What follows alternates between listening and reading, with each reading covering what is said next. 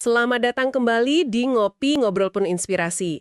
Hari ini kita mau bahas sesuatu yang cukup penting nih dari Sumatera Selatan, tepat di momen HUT RI ke-80 kemarin, soal remisi untuk narapidana. Sumber kita kali ini dari Sumatera Pos, edisi 17 Agustus 2025. Nah, yang langsung gimana ya, menarik perhatian gitu ya, dari belasan ribu narapidana di Sumsel, ada lebih dari 460 orang loh yang bisa langsung bebas. Hari itu juga, karena remisi, ini kan bukan sekadar angka ya, pasti ada makna besar di baliknya. Yuk kita coba bedah bareng-bareng informasinya.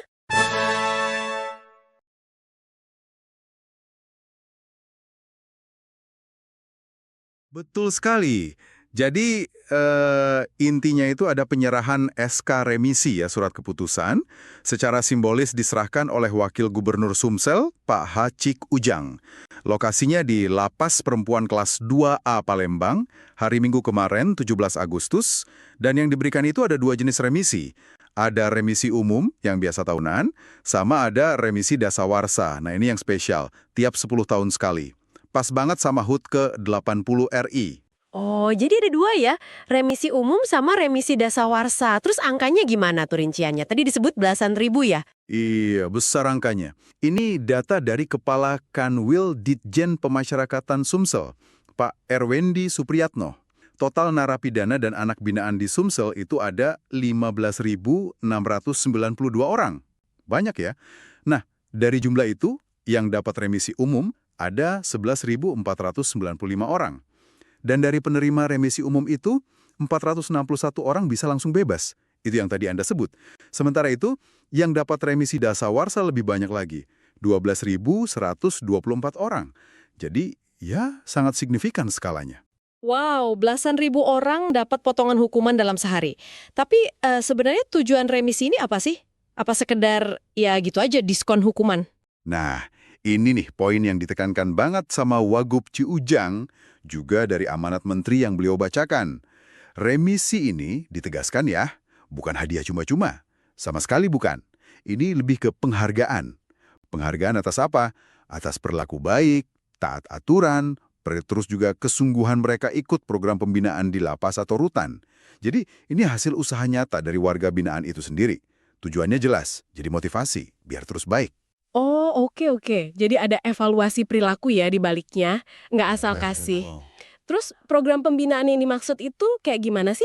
Cuma kegiatan isi waktu luang aja? Justru itu yang menarik. Pembinaan itu katanya proses yang multidimensi. Jadi bukan cuma dikurung aja. Tapi ada pendidikan, formal non-formal.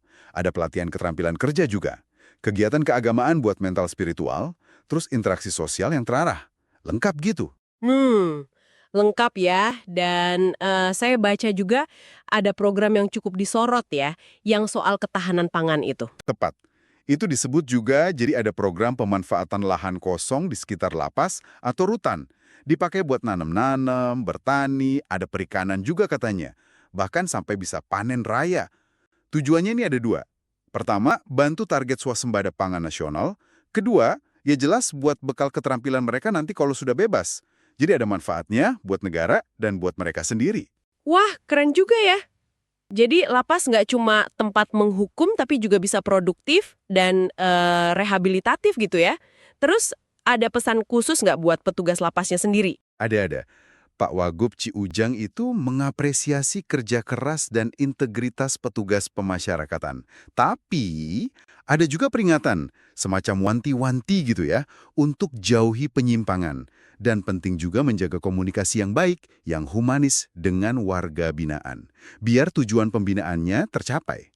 Oke, jadi semua pihak diharapkan berperan ya. Warga binaannya berusaha berubah, ada programnya, petugasnya juga menjaga integritas.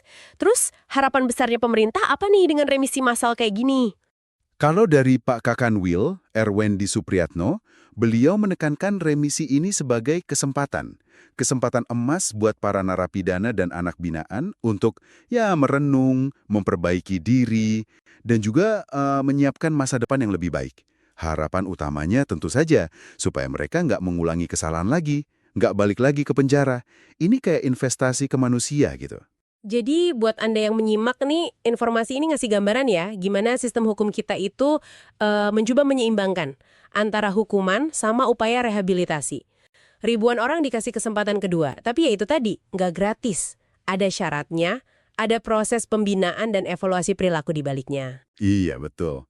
Dan kalau kita lihat skala remisinya yang belasan ribu itu, terus ada program spesifik kayak ketahanan pangan tadi, ini sebenarnya bisa jadi bahan renungan juga buat Anda. Sejauh mana sih fokus sistem pemasyarakatan kita sekarang ini?